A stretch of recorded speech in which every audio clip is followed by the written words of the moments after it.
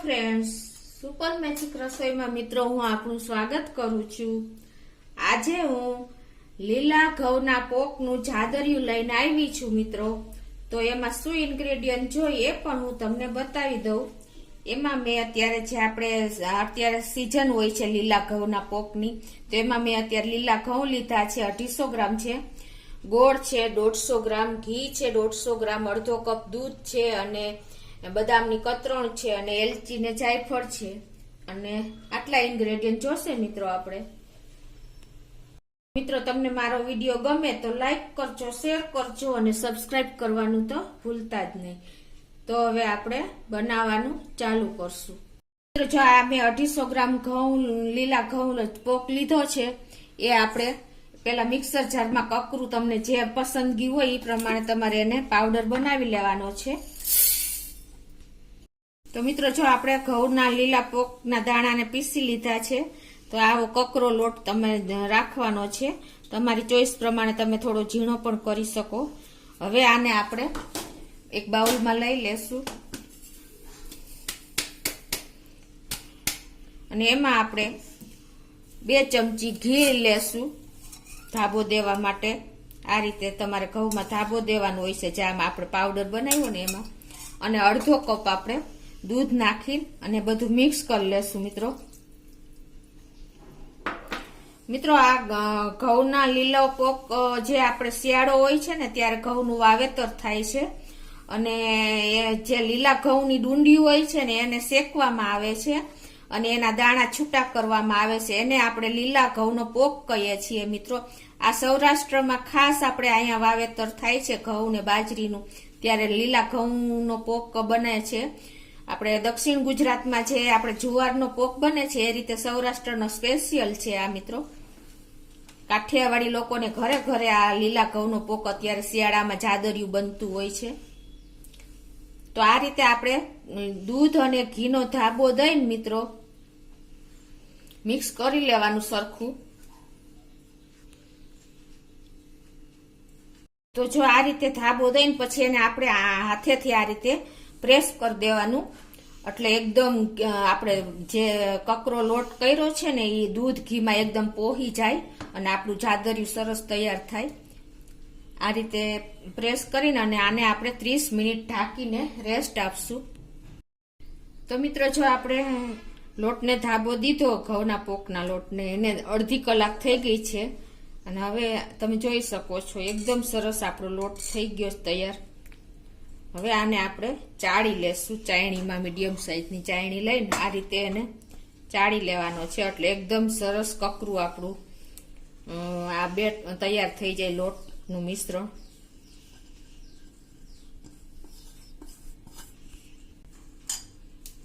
આવી રીતે હાથેથી સરખો કરી લેવાનો અને આ રીતે તમારે ચાળી લેવાનો છે।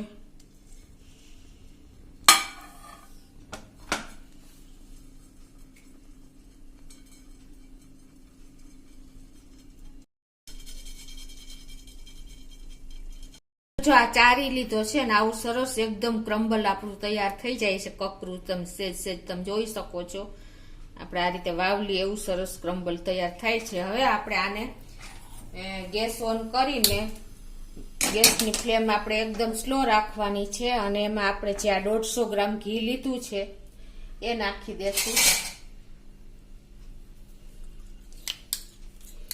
અને સામે આપણે 150 ગ્રામ દેશી ગોળ મેં લીધો છે એ નાખી દેશું। હવે આને આપણે ધીમે ધીમે સતત કન્ટિન્યુ હલાવતા રહેશું અને ગેસની ફ્લેમ સ્લો જ રાખવાની છે, એટલે આપણું સરસ ગોળ મિક્સ થઈ જાય।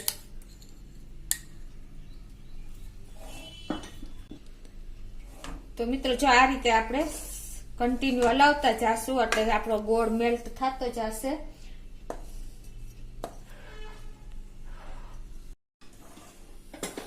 મિત્રો આ જો આપણે આ જે મેથડ થી બનાવી છે ને ગામડામાં આ રીતે જ ઓરિજિનલ જાદરિયું તો આ રીતે જ બને છે। ઘણા લોકો આ લોટ શેકે છે જાદરિયાનો અને ઘણા ખાંડની ચાસણી કરે છે, પણ મેથડ તો આ જ ઓરિજિનલ છે। તો આ રીતે આપણે જેમ હલાવતા જાશું ને એમ આપણો ગોળ મેલ્ટ થઈને ઉપર આવતો જશે. આપણે બહુ પાઈ નથી લેવાની, પણ સેજ આપણે સ્મેલ આવે ને એટલી પાઈ લેવાની છે. મિત્રો જો આ રીતે આપણે ગોળ ઉપર આવી જાય ને ધીમે ધીમે આપણે હલાવતા જાય ને એટલે આ રીતે બધો ગોળ આપણો ઉપર આવી જશે. એટલે આપણે સમજી લેવાનું કે આપણો સરસ પરફેક્ટ જે આપણે પાયો જોઈશે એ રીતનો થઈ ગયો છે. બહુ આપણે નથી પાયો લેવાનો આમાં, અને સરસ સ્મેલ આવી રહી છે મિત્રો ઘી, ગોળ અને દૂધનો. હવે આ સ્ટેજે આપણે આ જે કર્યો છે આપણે ક્રશ બધું એ નાખી દેવાનું છે, અને ગેસની ફ્લેમ તો મિત્રો સ્લો જ રાખવાની છે. હવે આને આપણે 1 મિનિટ આ રીતે બધું મિક્સ કરી લેશું.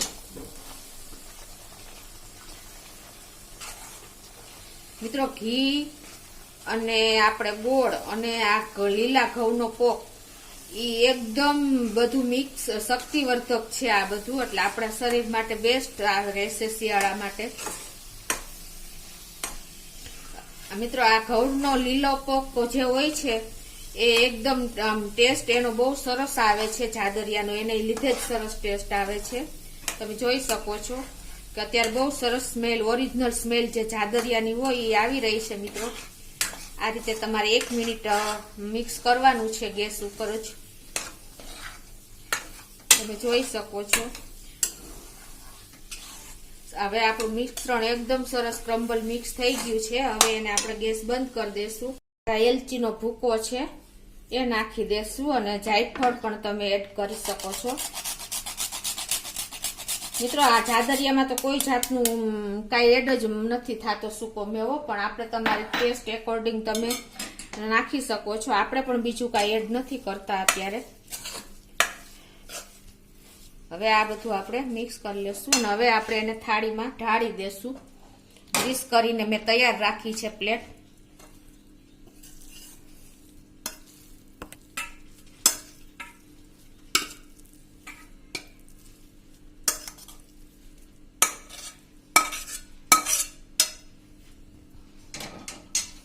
હવે એને આપણે આ રીતે પ્રેસ કરીને ડીશમાં સરખું ઇવનલી કરી લેશું. સરસ પ્રેસ કરી લેવાનું છે એટલે આપણા પીસ સરસ એક સરખા પડી જાય.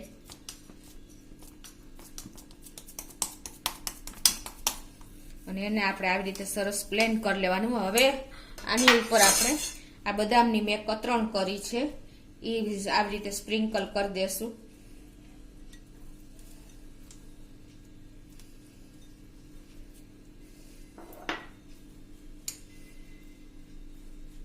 અને એને પણ આપણે સેજ આવી રીતે પ્રેસ કરી દેશું એટલે અંદર બેસી જાય.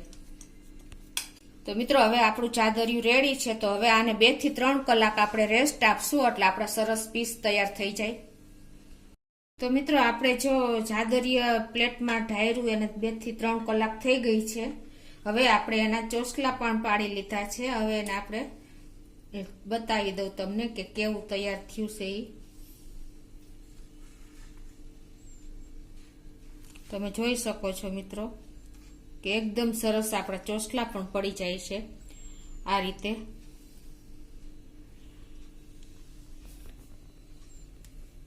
આ રીતે એકદમ સરસ આપણા પીસ તૈયાર થઈ જાય છે મિત્રો. તમે જોઈ શકો છો. તમને હું પીસ પણ બતાવી દઉં કે કેવા આપણા તૈયાર થયા છે. એકદમ સોફ્ટ પીસ તૈયાર થયો છે મિત્રો. તમે જોઈ શકો છો એકદમ સરસ આપણું જાદરિયું તૈયાર થયું છે મિત્રો. તો તમે ચોક્કસ આ રીતે ટ્રાય કરજો, અને મારો વિડીયો ગમે તો લાઈક કરજો, શેર કરજો અને સબસ્ક્રાઇબ કરવાનું ભૂલતા નહીં.